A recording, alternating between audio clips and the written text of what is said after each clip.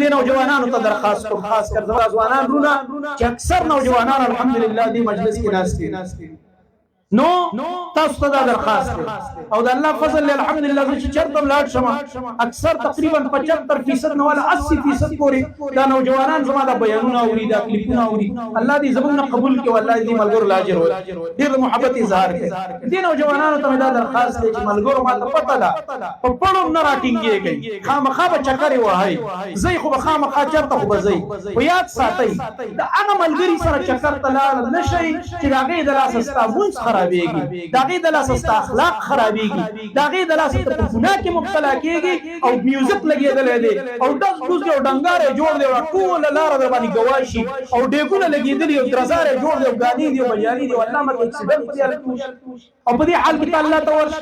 زما محترم ورونو که چکر له ځئ، که کوم ځای ته سیاحت له ځئ، نو په داسې ملګرو سره ملګرتیا وکړئ چې 15 وخته د جمعې مونځ په لاره او دغه رنګه ورسره د عسکارو اهتمام او چېرته د عالم یو بیان ولګوئ، یو تلاوت ولګوئ، که ډېر هم داسې زړه دغه کېږي یو ترانه ولګوئ،